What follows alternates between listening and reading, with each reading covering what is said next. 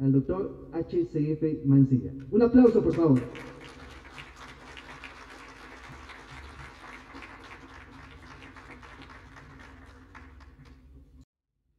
Señoras y señores, mi tema es las carreras de ciencias sociales en la Universidad Boliviana, la situación de los derechos humanos y el periodo democrático. La Universidad Boliviana, tanto la pública como la privada, ha cambiado mucho en los últimos tiempos. Se percibe el sano intento de acercarse a las normas internacionales y a los parámetros actuales de excelencia. Muchas universidades han instaurado cursos de posgrado y algunos de ellos poseen un encomiable nivel. Después de décadas de marasmo intelectual, unas pocas universidades estatales se esfuerzan ahora en el fomento de la investigación y hasta en la invención de aparatos técnicos. Sus aportes positivos en los campos de la ecología, la medicina y las matemáticas aplicadas son realmente indiscutibles. Pero un poderoso factor sigue tan vigente como siempre. En las carreras de ciencias sociales y afines, la Universidad Boliviana representa en el fondo una prolongación de la escuela secundaria. Aún hoy, los dos elementos que distinguen a una universidad genuina de una escuela superior son bienes escasos: la universalidad del saber y el fomento de la investigación científica. Pero en Bolivia y en muchas naciones latinoamericanas, la mayoría de los estudiantes tiene como meta profesional la adquisición de aptitudes técnicas y no el aprendizaje de métodos científicos. En este sentido, prevalecen todavía la mentalidad de la escuela convencional, la enseñanza memorística y el manejo de trucos y artimañas. Y como siempre, lo quiero decir claramente, a los docentes y a los estudiantes no les gusta que se mencione esta temática. Todo esto contribuye a normalizar la mediocridad. Para mejorar efectivamente la situación del sistema universitario boliviano, hacen falta dos factores conectados con la libertad de expresión, el derecho a la información y la educación racional. Primero, el propósito de cuestionar las verdades del momento, y segundo, el anhelo de comprender el mundo más allá del entorno inmediato. La población universitaria muestra poco interés por poner en duda las modas ideológicas que predominan en el momento dado y siente escasa curiosidad por aprender algo de otros espacios civilizatorios. Los estudiantes prefieren dogmas sencillos que confirmen sus propios prejuicios. Lo desconocido no posee casi ningún atractivo intelectual. Los estudiantes abrazan por comodidad las modas ideológicas del momento sin pensar mucho en su pertinencia histórica y su calidad conceptual. Frente a este contexto, la libertad de expresión no alcanza un valor relevante. El auditorio estudiantil tiende a molestarse si uno dice cosas que no corresponden necesariamente a la opinión común y mayoritaria del momento. Pudiendo equivocarme fácilmente, creo que una de las características de las carreras de ciencias sociales, incluida en primer lugar la carrera de ciencias de la comunicación, es la indiferencia real, no la retórica, ante los derechos humanos y ante una educación racional y moderna. El rasgo que llama la atención es la falta de curiosidad e imaginación entre los estudiantes.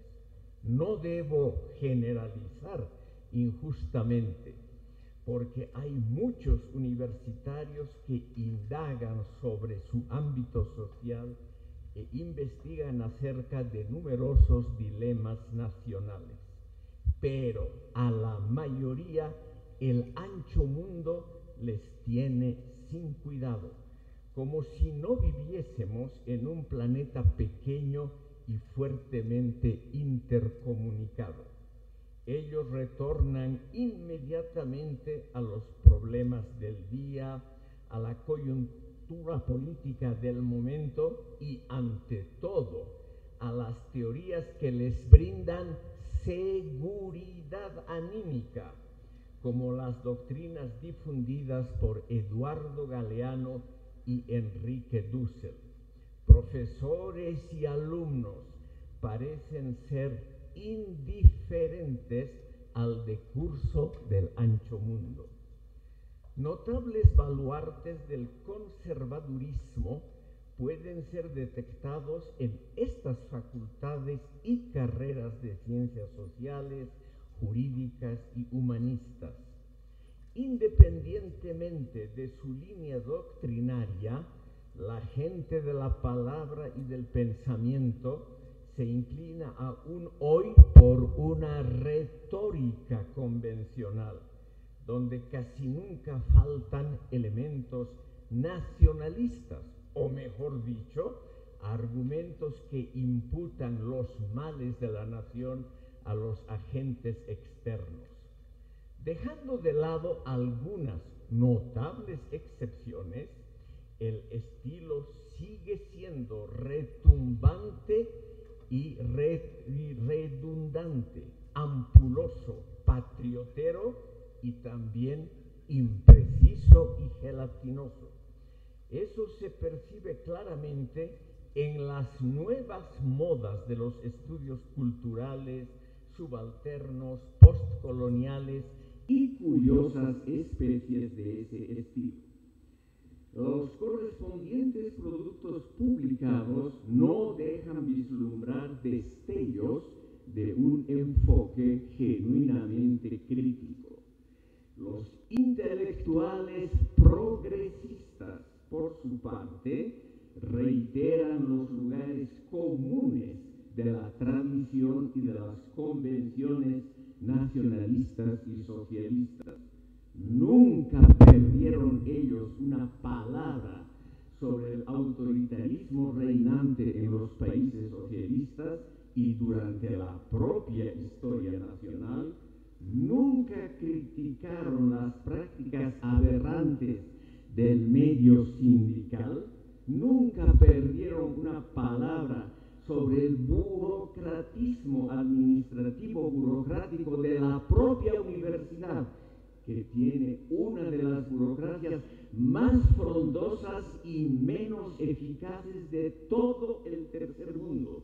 Y rara vez estos intelectuales produjeron algo que haya sido discutido allende las fronteras de la nación.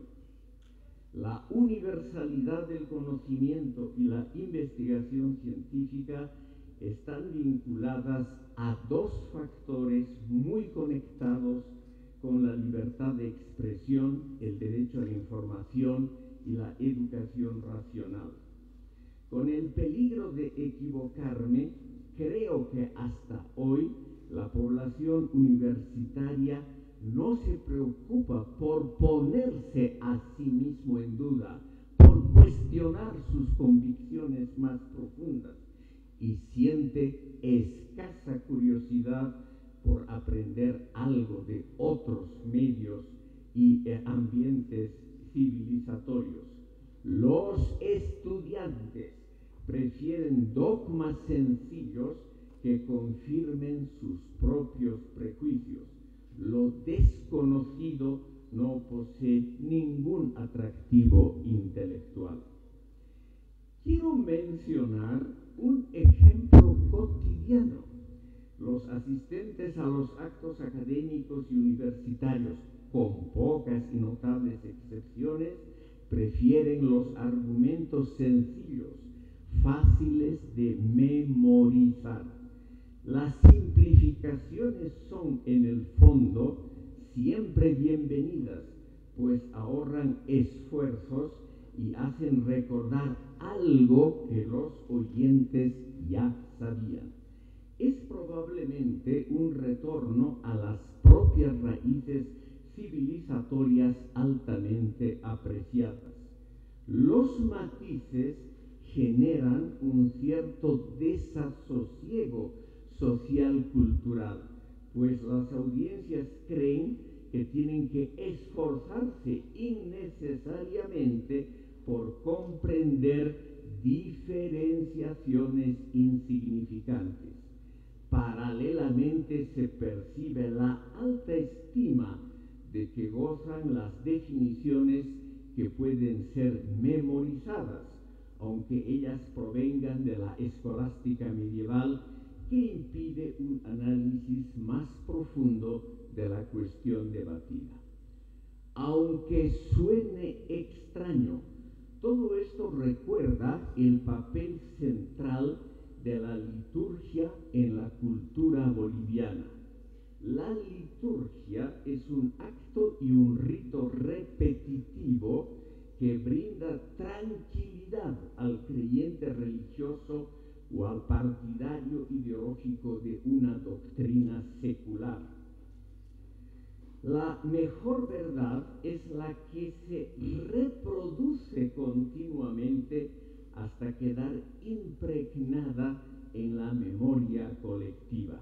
Hay, por supuesto, un vigoroso elemento de infantilismo en estos quehaceres, lo que hermana a las creencias religiosas con los dogmas políticos. Aquel que enuncia una y otra vez las rutinas y convenciones de la sociedad no es el aburrido que reincide en lo archiconocido, sino el que nos recuerda las verdades de siempre. Por ello, esta gente, los intelectuales izquierdistas, indianistas y progresistas del país, gozan todavía hoy de una amplia autoridad política e intelectual. Otro factor importante que dificulta la modernización de la Universidad Boliviana y de las carreras de ciencias sociales es el comportamiento efectivo de los funcionarios administrativos, la muy frondosa burocracia universitaria. Ellos constituyen el estamento realmente privilegiado del sistema universitario. Son los únicos que tienen una visión de largo plazo.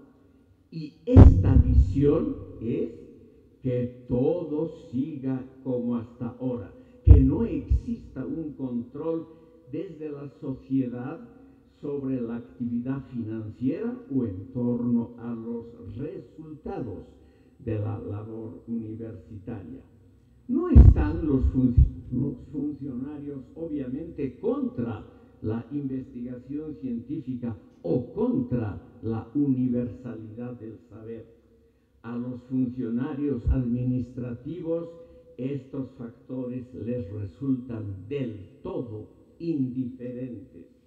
pero ellos ponen en marcha sus prácticas retardatarias y sus reparos burocráticos si estas metas normativas conllevan un pequeño trabajo adicional e incertidumbre evitable. Los docentes y los estudiantes, sí, señoras y señores, se dedican también a consolidar pequeños y mezquinos intereses grupales y particulares. Las carreras de ciencias sociales, como la de la comunicación, deberían preocuparse por el destino de los derechos humanos y la libertad de pensamiento en la praxis cotidiana. La mejor justificación de la libertad de prensa reside precisamente en expresar posiciones incómodas con respecto al gobierno de turno y críticas frente a la cultura generalizada del país. Reiterar los prejuicios colectivos, por más que provengan de las tradiciones ancestrales más sagradas, no contribuyen a una actitud que enriquezca el acervo intelectual. A su vez, el derecho a la información, es decir, el derecho a saber lo que no se sabe aún, solo tiene sentido si una sociedad atribuye un valor positivo al examen de lo extraño y desconocido. No solo engloba el aprender algo acerca de tierras exóticas, sino ante todo exponernos a teorías que puedan significar una crítica de nuestras convicciones más profundas. Esta actitud es la única que nos permitiría comprender los límites y las carencias de lo que apreciamos entrañablemente. Con la base del ya lejano informe elaborado por Emilio Lamo de Espinosa a pedido del Comité Ejecutivo de la Universidad Boliviana y publicado por el Convenio Andrés Bello en 1998, y basándome también en las encuestas de alta representatividad y de periodicidad bianual realizadas periódicamente por la Asociación Ciudadanía de Cochabamba, y también usando los estudios de Jorge Lasarte y Henry Oporto basados en datos empíricos, se puede decir que en los círculos universitarios la libertad de expresión no posee un valor relevante. Menciono estos estudios, todos ellos publicados en Bolivia, porque jamás han sido leídos en esta así llamada Casa Superior de Estudios. La defensa de la libertad de expresión y del acceso irrestricto a la información no es una preocupación importante para la mayoría de los estudiantes y docentes universitarios. En todos los partidos políticos y en las representaciones de intereses colectivos existe, por supuesto, la tendencia a enaltecer verbalmente los derechos humanos, especialmente la libertad de prensa. Pero esta actividad tiene en el fondo el carácter de una retórica estridente pero inofensiva. El prestigio mundial de los derechos humanos, de los convenios internacionales suscritos en la materia y los cálculos de la astucia política, esa sí que es la habilidad de docentes y estudiantes, aconsejan proceder con sumo cuidado y discreción. Por ello, nadie está abiertamente en contra de los derechos humanos, pero su vigencia en la vida cotidiana está sujeta a curiosas restricciones.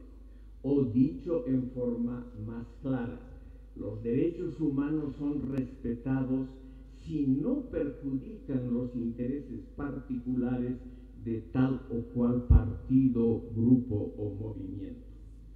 Una conclusión provisional y, por supuesto, revisable para el ámbito universitario. En la praxis, lo que ha resultado de todo esto puede ser descrito como una modernización de segunda clase que es vista como si fuese de primera magnitud. La consecuencia inevitable es una tecnofilia en todos los sectores sociales, incluido en primer lugar el universitario. Los bolivianos no han desarrollado la ciencia contemporánea ni generado los grandes inventos técnicos, y por ello precisamente tienen una opinión ingenua y hasta mágica de todo lo relacionado con la tecnología.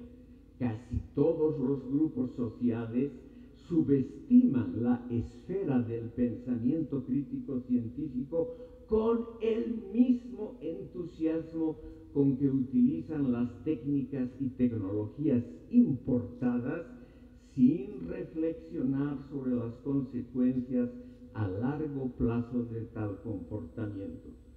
Cuando los intelectuales progresistas del país son confrontados con este dilema, tienen una explicación a la mano que está muy difundida en todos los estratos sociales. Por ello posee la reputación de una verdad manifiesta que no requiere de mayores pruebas u argumentaciones. Enrique Dussel y mucha gente del terreno académico universitario creen firmemente que sin la intromisión colonial e imperialista, todos los modelos civilizatorios del tercer mundo habrían llegado a desarrollar por su cuenta una tecnología similar o superior a la de Europa occidental. Esta sería, dicen ellos, la evolución natural de la especie humana que más tarde o más temprano correspondería a todos los seres humanos. Según esta opinión de un optimismo infantilista, la historia intelectual de Europa occidental no exhibe ninguna especificidad, ni el racionalismo iniciado por los griegos, ni el respeto por el individuo asociado al cristianismo, que haya causado o preparado el despliegue tecnológico a partir del siglo XVI, que, si traducen, fortuitamente se habría generado en Europa occidental. Es claro que esta naturalización del progreso tecnológico conlleva una trivialización de los esfuerzos científicos racionales que siempre han estado por debajo o por detrás del progreso tecnológico que tanto gusta a los estudiantes universitarios. Si seguimos, estimado público, como hasta ahora, siempre estaremos a la zaga de este progreso. Gracias por escuchar. Agradecemos las palabras del doctor.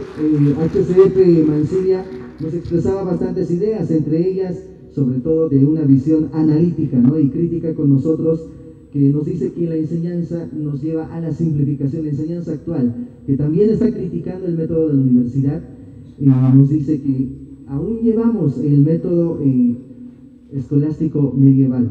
Por favor, pasamos a la zona de preguntas. Esta aclaración, después de cada exposición vamos a tener una breve ronda de preguntas. Si tenemos consultas para el doctor Mansilla, por favor, participen. Él está acá, él se queda todavía para responder las consultas de la asistencia. Allá, por favor.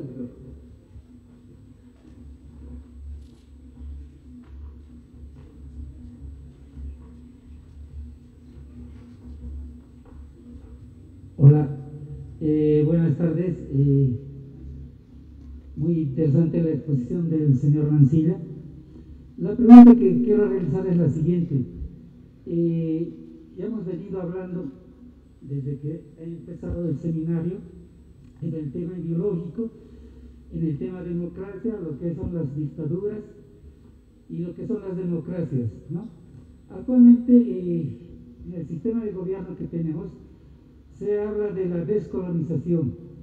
Yo le pregunto a nuestro expositor, ¿cómo entiende usted la descolonización si nos podemos, si tomamos a Dussel, ¿no?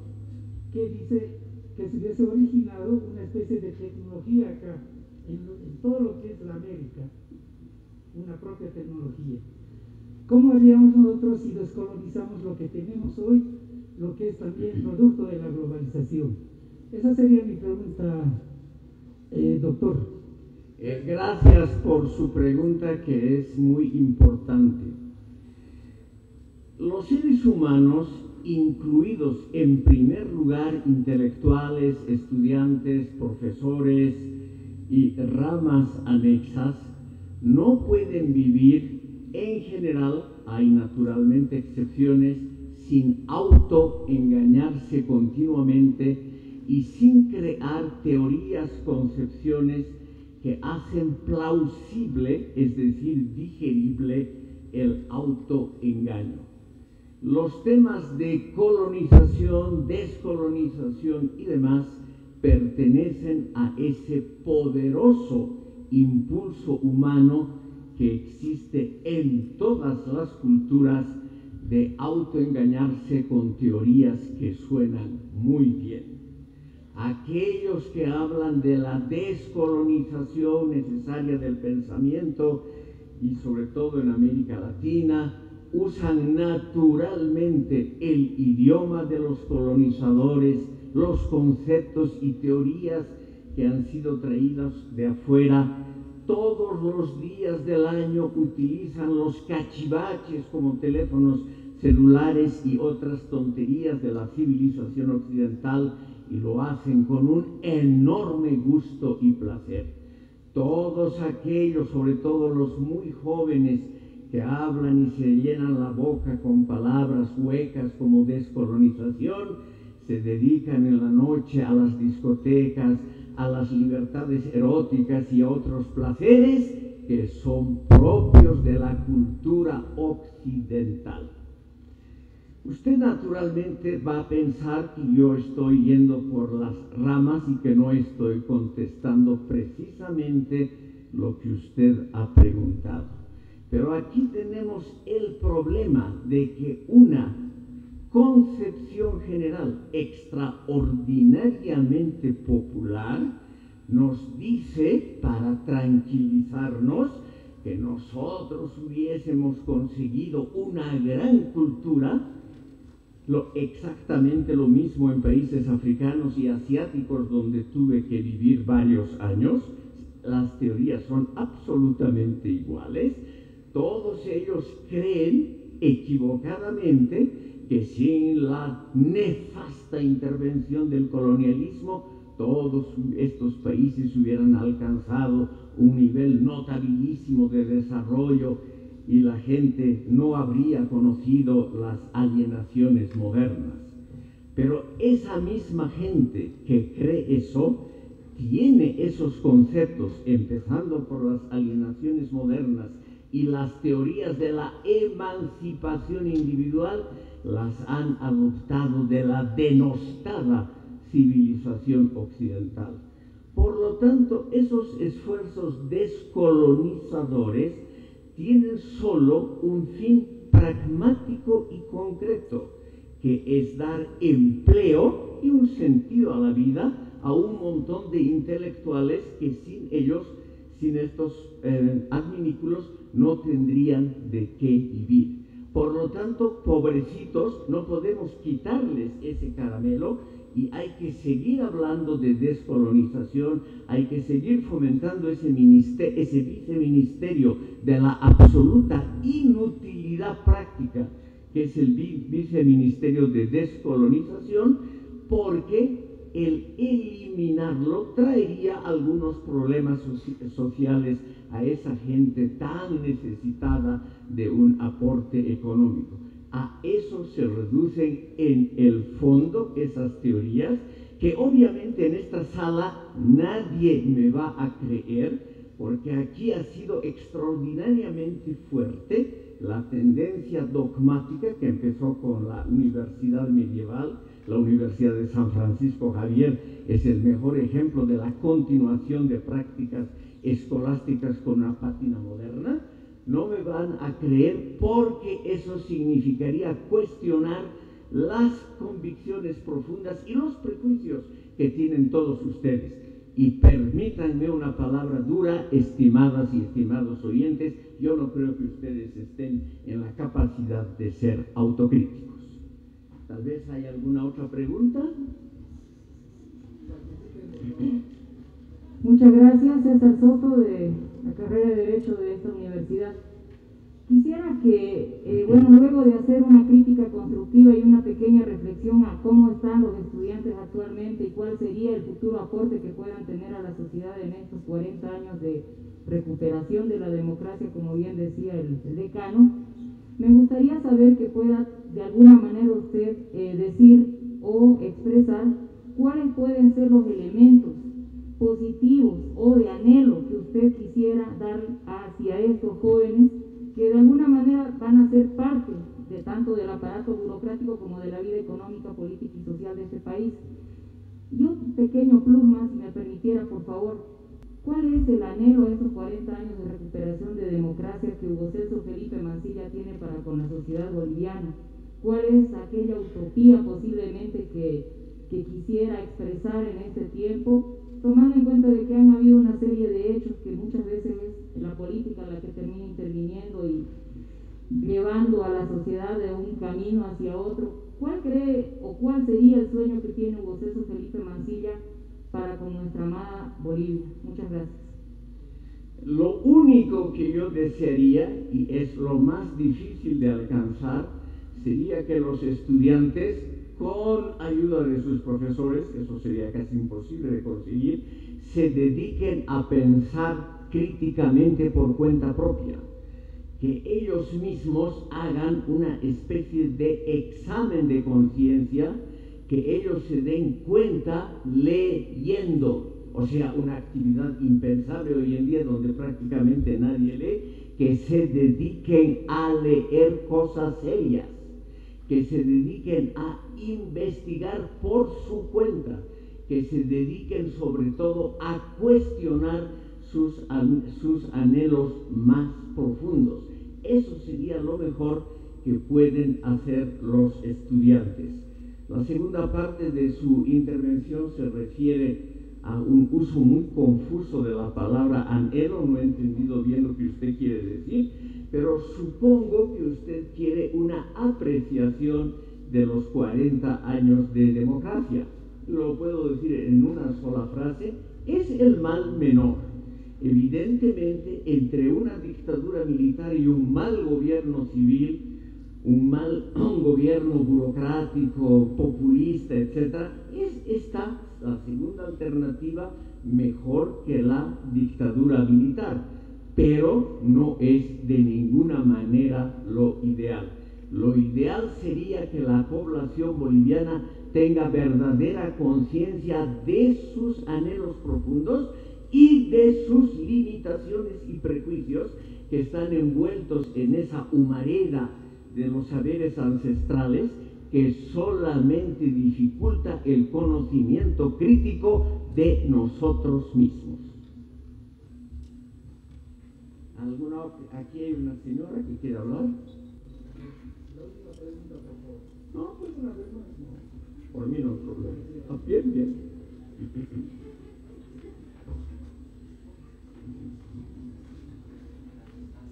Buenas tardes y muchas gracias.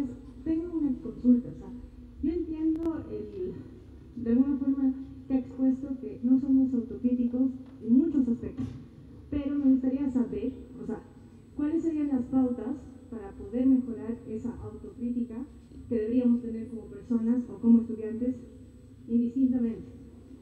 Es exactamente, en otras palabras, la misma pregunta que el señor anterior. Señorita, no hay una receta fácil, expresable en pocas palabras, de carácter técnico que se pueda decir así fácilmente, porque usted tiene en mente seguramente una receta médica, farmacéutica o una indicación de uso técnico de un aparato. Aquí en ciencias sociales eso no existe. No existe algún mecanismo fácilmente expresable para mejorar una situación altamente compleja. Lo primero y lo más importante es lo que ustedes jamás practican: leer, conocer qué se ha hecho en el mundo, no despreciar a las culturas ajenas porque simplemente son ajenas. Eso es lo que aquí se hace muchísimo. Aquí nadie sabe ni se interesa por lo que pasa en Ucrania, en Persia, por esa valiente lucha de las mujeres, por ejemplo, en Irán por la libertad. Eso les es absolutamente indiferente a casi todos ustedes. Entonces, la primera medida sería simplemente leer, investigar, conocer y pensar críticamente. No creer que hay algún iluminado, como esos señores que he mencionado, que ya les han premasticado las respuestas a ustedes. Acá,